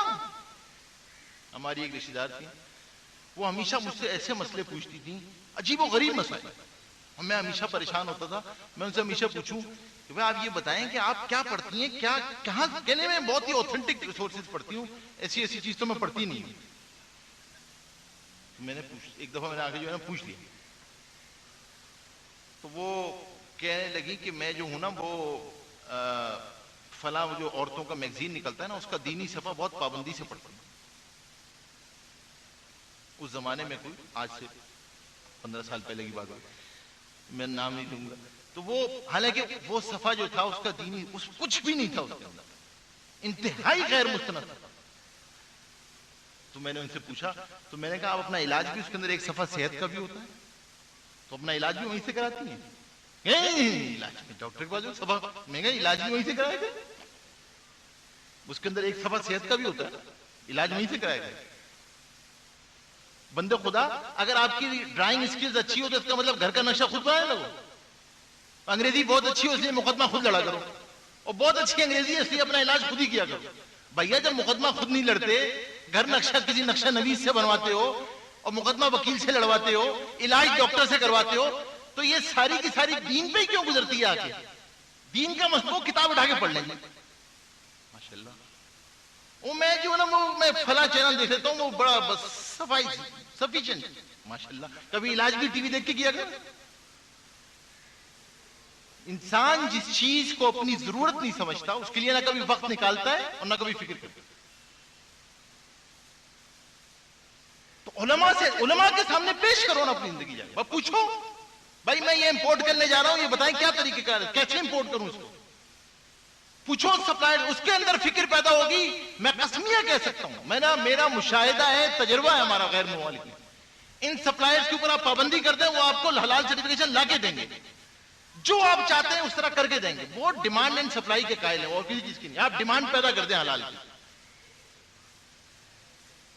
آپ کہتے ہیں یہ مجھے حلال چاہیے، مجھے ایم ایس جی اس طرح چاہیے، ایسے ہی ایم ایس جی چاہیے، دیٹس اٹ، اور مجھے ایم ایس جی کی کوئی سورس نہیں چاہیے۔ دیکھا وہ اب اللہ معاف کرے چائنیز سالٹ استعمال ہو رہا ہے ہر طرف، کوئی پوچھا۔ اب تو ایک زمانہ تھا تو شاید کبھی گھٹنے ہوتا تھا، اب تو چاہے ہر بورچی استعمال کرتا ہے۔ تو بھائی پوچھو ضرور، علماء سے پوچھو، مفتیان اکرام سے پوچھو، پھر فتوا دو۔ تو دعا فرمائے اللہ تبارک و تعالی، وقت زیادہ ہو گیا، دعا فرمائے اللہ تعالی عمل کرنے کی توفیق نصیب فرمائے۔ انشاءاللہ ابھی نشست بظاہر تو میں موضوع پورا نہیں ہو سکا الطاف بھائی، تو شاید نشست باقی ہی رہے گی۔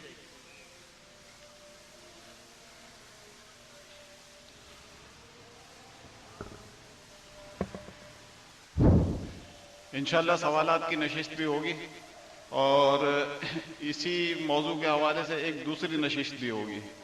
جن حضرات کو سوالات کرنے، سوالات تحریری ہوں گے، جن حضرات کو سوالات کرنے ہمارے ساتھی القرآن کورسز کے یہ کھڑے ہوئے ہیں، ان سے جو ہے سوال نامے لے لیں اور اپنے سوالات لکھ کر دے دیں. اس دوران کچھ اعلانات بڑے اہم قسم کے ہیں، نظریاتی اور تحریکی مزاج کے حامل، وہ میں اعلانات کرتا ہوں. نمبر 1، انشاءاللہ تعالی اگلا ماہانہ درس قرآن کریم رمضان المبارک کی 20ویں شب کو یہاں القرآن کورسز سینٹر میں تراویح میں ختم قرآن کریم کے موقع پر ہر سال کی طرح اس سال بھی منعقد ہوگا. مدرس داعی قرآن جناب مولانا محمد اسلم شیخو پوری صاحب ہوں گے. حضرات و خواتین، فضائل قرآن پر تو ہمارے شہر کی تمام مساجد میں پروگرام ہوتے ہی ہیں، لیکن انشاءاللہ تعالی ہماری روایت ہے کہ ان سے ہٹ کر جو ہے ہم فکری موضوعات پر عموماً درس قرآن کرواتے ہیں. تو انشاءاللہ تعالی 20ویں شب کا درس قرآن بھی اسی قسم کا کوئی فکری موضوع ہوگا جس طریقے سے آج ہوا ہے. آج والا جو درس قرآن جو ہوا ہے حلال اور حرام کے موضوع پر، تو اس کے حوالے سے بھی میں تاریخ کا اعلان کر دیتا ہوں. دور جدید میں حلال اور حرام غذاؤں کا مسئلہ کے موضوع پر درس قرآن کی دوسری نشست انشاءاللہ تعالی عید کے بعد اتوار 11 اکتوبر کو منعقد ہوگی، جس میں موضوع سے متعلق سوالات کے جوابات کا بھی احاطہ کیا جائے گا. مدرس جناب مفتی محمد نجیب صاحب جو آپ کے سامنے بیٹھے ہوئے وہی ہوں گے انشاءاللہ تعالی. نمبر 3، خواتین و طالبات میں دینی شعور بیدار کرنے کی تعلیمی تحریک القرآن کورسز کے 50 سینٹرز کا سالانہ کانووکیشن بعنوان القرآن کورسز کانووکیشن 2009 اتوار 16 اگست کو دن 11 بجے گل بہار لان عالمگیر روڈ بالمقابل عالمگیر مسجد بہادر آباد میں منعقد ہو رہا ہے، جس میں پورے شہر سے مختلف شعبوں سے تعلق رکھنے والی ہزاروں خواتین و طالبات شریک ہو رہی ہیں. کانووکیشن میں اسناد و انعامات کی تقسیم کے علاوہ خواتین میں دینی شعور اور غلبہ اسلام کی راہیں متعین کرنے کے حوالے سے فکر انگیز خطابات بھی ہوں گے. تمام طالبات و خواتین سے شرکت کی درخواست ہے. چوتھا اعلان، القرآن کورسز سینٹر بہادر آباد میں پچھلے سالوں کی طرح اس سال بھی 20 روزہ نماز تراویح کا اہتمام کیا گیا ہے. نماز تراویح کے فوراً بعد روزانہ خواتین کے لیے دین کے اہم مسئلے سیکھیے کے عنوان سے ایک 20 منٹ کی تعلیمی و تربیتی نشست منعقد ہوگی، جس میں وہ تمام امور جن کا معلوم ہونا ہر مسلمان پر فرض ہے سکھائے جائیں گے. 5واں اعلان، یہ تمام فکری اعلانات، تحریکی اعلانات اور ہمیں متحرک کرنے کے لیے کہ جو ہماری روحوں کی اوور ہالنگ ہوتی رہے، تو اس سے تعلق رکھتے ہیں. رمضان المبارک میں یہاں القرآن کورسز سینٹر بہادر آباد میں طالبات و خواتین کے لیے القرآن کورسز کے زیر اہتمام ہفتے میں 3 دن منگل بدھ جمعرات 12 تا 1 بجے ترجمہ و تفسیر قرآن کی اسپیشل کلاسز منعقد ہوں گی. تمام طالبات و خواتین نہ صرف خود شریک ہوں بلکہ داعی کا کردار ادا کرتے ہوئے زیادہ سے زیادہ خواتین کو اپنے ہمراہ لائیں. نمبر 6 انتہائی اہم اعلان ہے اور جناب جو ہے ہماری زندگی کی راہوں کو متعین کرتا ہے. یہ اعلان شیخ الاسلام حضرت مفتی محمد تقی عثمانی دامت برکاتہم کا آسان ترجمہ قرآن مع تشریحات کی نشر و اشاعت کو القرآن کورسز نے تحریک کا درجہ دیا ہوا ہے.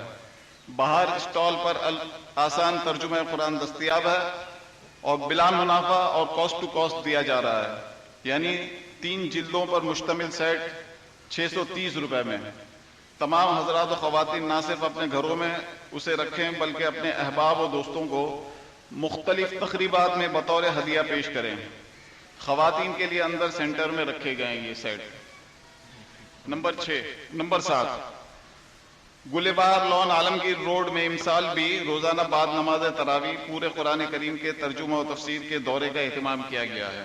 ہماری انتہائی خوش قسمتی ہے کہ گزشتہ 2 سالوں سے یہ سلسلہ 2 سال پہلے یہ سلسلہ شروع ہوا تھا اور ہمارے یہاں کے انتہائی مستند عالم دین، جامعہ معہد الخلیل الاسلامی بہادر آباد کے شیخ الحدیث جناب مولانا محمد یوسف مدنی صاحب اس نشست میں مفسر اور مترجم کے فرائض سر انجام دیں گے۔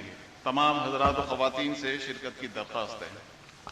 نمبر 8، جامعۃ الرشید کیمپس 2 کے تعمیراتی منصوبے کے بروشر باہر اسٹال پر دستیاب ہیں۔ یہ ایک حیرت انگیز اور یونیک منصوبہ ہے، یعنی جدید تعلیمی ٹیکنیکس کو بروئے کار لاتے ہوئے دین اسلام کی ترویج و اشاعت۔ دلچسپی رکھنے والے حضرات و خواتین اس کا ضرور مطالعہ کریں۔ یہاں باہر اسٹال پر اس کے بروشرز دستیاب ہیں، تو جو حضرات چاہیں وہ لے لیں۔ نمبر 9، خدمت انسانی کے حوالے سے ہمیں بڑے طعنے دیے جاتے ہیں کہ اسلامک NGOs کو کام نہیں کر رہی ہیں، تو یہ بھی سنیں۔ الخیر ٹرسٹ کے زیر اہتمام متاثرین سوات اور نادر خاندانوں کے لیے سحر و افطار کے پیکیج کا اہتمام کیا گیا ہے۔ تمام حضرات و خواتین اس حوالے سے اپنا حصہ ڈالتے رہیں۔ ایک CD بھی جو انہوں نے خدمات سر انجام دی ہیں ان ایریاز میں الخیر ٹرسٹ کے حضرات نے، تو وہ بھی باہر اویلیبل ہے، اسٹال سے جو ہے جاتے جاتے لیتے جائیں۔ نمبر 10، اتوار 16 اگست کو 11:30 بجے دن لاسانیہ ریسٹورنٹ میں مین شاہراہ مناز راشد مناز روڈ میں مولانا محبوب الہی صاحب درس قرآن دیں گے۔ ایک اور اعلان درس قرآن کے حوالے سے، اتوار 16 اگست کو 12:30 بجے دن شایان لان بلوچ کالونی میں جناب مولانا عبدالستار صاحب درس قرآن دیں گے۔ تمام حضرات و خواتین سے شرکت کی درخواست ہے۔ دونوں جگہ خواتین اور حضرات دونوں کے لیے اہتمام کیا گیا ہے۔ نمبر 12، اتوار 16 اگست ہی کو بعد نماز عصر استقبال رمضان کے موضوع پر مولانا محمد اسلم شیخو پوری صاحب عالمگیر مسجد عالمگیر روڈ میں درس قرآن کریم دیں گے۔ اور آخری اعلان، ہمارے انتہائی سرگرم کارکن ہیں قرآن کورسز کے فہیم بھائی، ان کی خالہ کی طبیعت کے لیے دعا فرمائیں کہ اللہ تعالیٰ ان کو صحت نصیب فرمائے۔ بھائی عبد المتین صاحب جو ہمارے یہاں انتہائی فعال کردار ادا کرتے ہیں، وہ کل رات کو ان کو ہارٹ اٹیک ہوا ہے، تو ان کی صحت کے لیے ضرور دعا کریں۔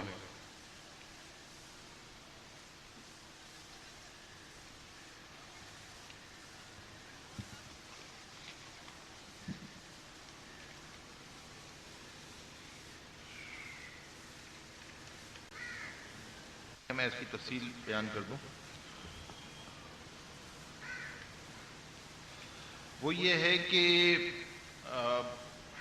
بعض ان اجزاء کے بارے میں سوال کیا گیا ہے جو معقول اللحم جانور جن کا گوشت کھانا حلال ہے، ان جانوروں کے کون سے وہ اجزاء ہیں جو استعمال نہیں کیے جا سکتے۔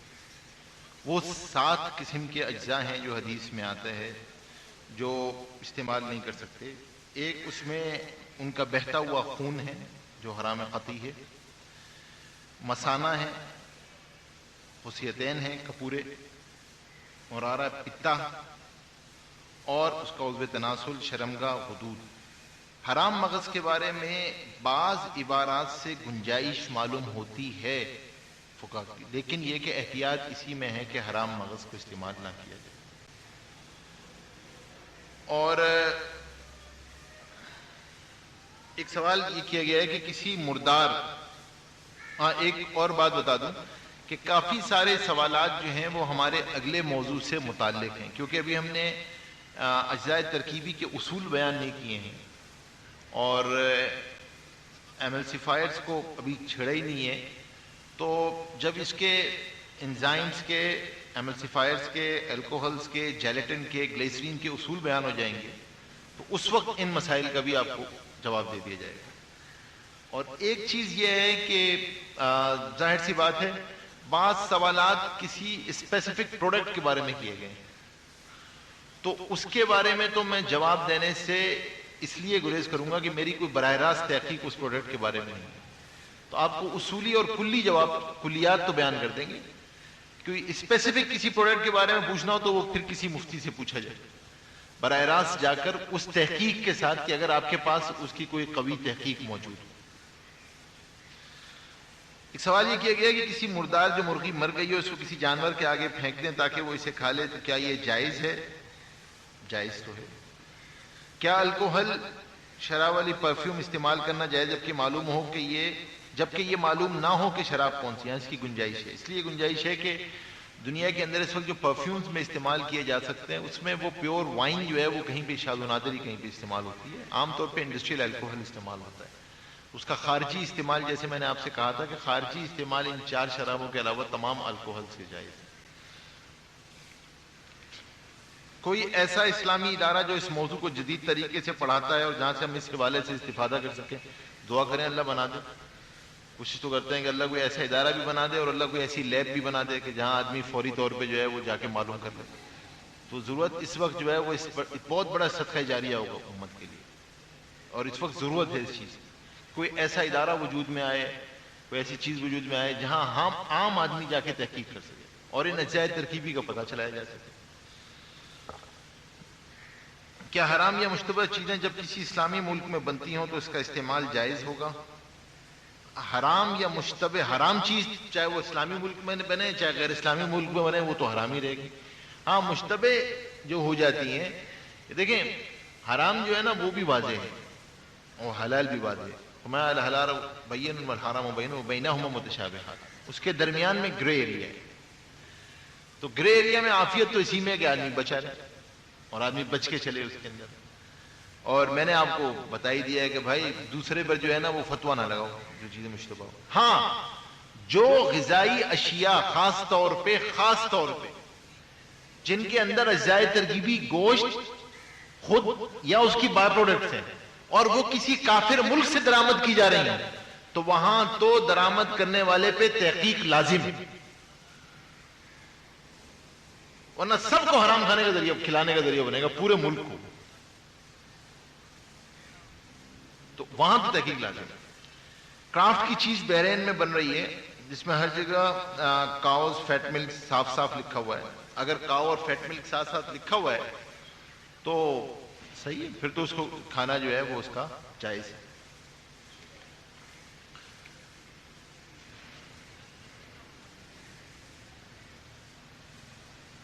آج کل مرغیوں کی فیڈ میں کچھ ایسے اجزاء شامل کیے جا رہے ہیں جو حلال نہیں ہیں، مثلا بہتا ہوا خون، تو ایسی مرغی کے کھانے کا کیا مسئلہ ہے؟ دیکھیں اس میں جو ہے نا وہ اصل چیز تو یہ انشاءاللہ اگلی نشست میں یہ بات تفصیل سے آئے گی چکن فیڈ کے بارے میں۔ بنیادی بات آپ کو یہ بتا دیں، سور سے ہٹ کے، علاوہ سور کے باقی جو یہ چیزیں ڈالی جاتی ہیں اس کے اندر اگر غالب حلال ہے، اس فیڈ کے اندر اگر غالب حلال ہے تو پھر اس کا کھلانا جائز ہے۔ گوشت ایسے جانور کا جس نے نجاست کھائی ہو وہ تو حرام جب ہوتا ہے کہ جب وہ گوشت میں اس نجاست کی بدبو سرایت کر جائے، وہ نوبت تھوڑی آتی ہے اس کے اندر، وہ نوبت تو اس فیڈ میں آتی نہیں۔ تو جنرل حکم جو فیڈ کا ہے وہ یہ کہ اگر اس کی فیڈ میں غالب حلال ہے تو یہ حلال ہے، لیکن تفصیل انشاءاللہ اگلی دفعہ آئے گی۔ Can we eat McDonald's fish burgers while traveling to non-Islamic countries? What about Al-Bake? یہ جو سوال ہے نا کہ میکڈونلڈ کسی ملک میں، وہ تو پھر ہمیں کوشش یہ کرنی چاہیے کہ بھائی ان ملکوں میں جا کر جو ہے وہ پوچھیں تفصیل سے، لیکن یہ کہ بہرحال فش برگر کی حد تک گنجائش ہوتی ہے، علماء گنجائش دیتے ہیں فش برگر کی حد تک، بھائی جہاں بچ سکو وہاں سی فوڈ پہ چلے جاؤ۔ بہتر ہے کہ بری جانوروں کو کسی آبی جانور فش میں جو ہے وہ عافیت ہے کہ کوئی مچھلی کا کوئی لے لو۔ اور باقی یہ کہ باقی میکڈونلڈ کی کوئی اور چیز استعمال کرنا وہاں جا کے، اور جبکہ ان کے پاس اسلامک سرٹیفکیشن نہ ہو تو وہ جائز نہیں۔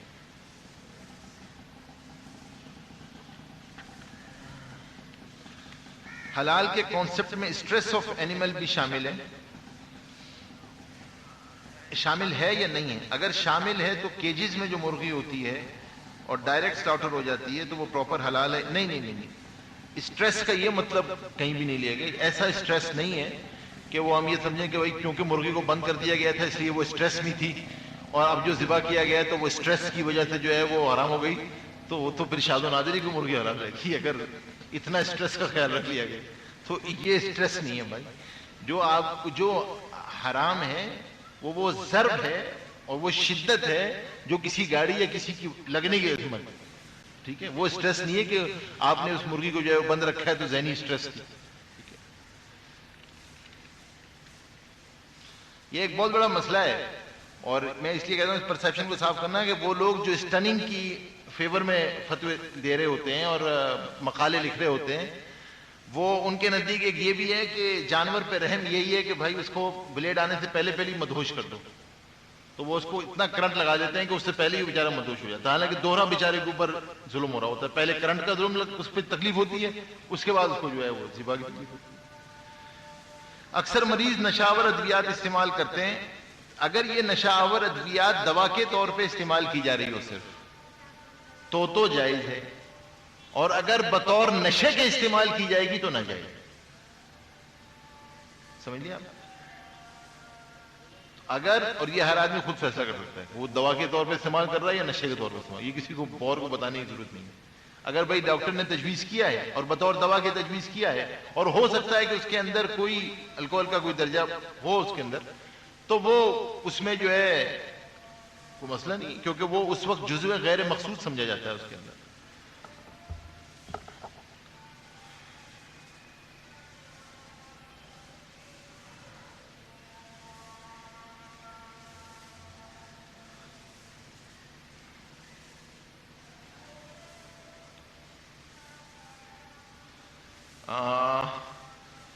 یہ جو ہے نا وہ بڑا مطلب ٹپیکل کوشچن ہے. I have heard about some modernized type of champagne that is labeled as 100% halal. It is considered to be the most costly soft drinks, but I have doubt about it. It's really halal or just as dhoka. میں کہا کہ بعض شراب کی قسمیں آج کل میں نے یہ سنی ہے کہ جدید بک رہی ہیں اور ان کے اوپر لیبل جو ہے وہ حلال کا لگا ہوا ہے, اور بہت مہنگی بھی ہوتی ہیں. اور مجھے اس کے بارے میں جو ہے یہ شبہ ہے کہ یہ حلال ہے یا نہیں ہے. تو دیکھیں, میں آپ سے پہلے عرض کیا تھا کہ کسی اسپیسیفک پروڈکٹ کے بارے میں تو بتاؤں گا نہیں, لیکن میں اتنا آپ سب کو ضرور پابند کروں گا کہ جب اٹھ کے جاؤ تو بھائی آئندہ کوئی ایسی چیز نظر آئے تو اس سے پوچھو ضرور دکاندار سے کہ بھائی یہ حلال ہے یا نہیں ہے, اور تم نے جو اپنی دکان پہ رکھا ہے یہ حلال سمجھ کے رکھا ہے یا کیا سمجھ کے رکھا ہے. اگر کسی چیز میں شبہ آ جائے اس سے ضرور پوچھو کہ بھائی یہ حلال ہے یا نہیں ہے. مجھے تو نہیں پتا, اگر اس کے اندر اجزاء ترکیبی جو ہیں وہ سب حلال ہیں اور صرف بیچنے کے لیے اس بیوقوف نے نام یہ لگا دیا ہے تو یہ کہا جائے گا کہ بدتمیزی ہے, باقی حرام تو نہیں کہا جائے گا. لیکن اگر خدا نخواستہ اجزاء ترکیبی ہی اس کے حرام ہے اور واقعتاً وہ نشہ آور ہے یا نشہ لانے والی ہے تو وہ حرام ہے, اور اس سے نشہ آ جائے تو وہ حرام ہے.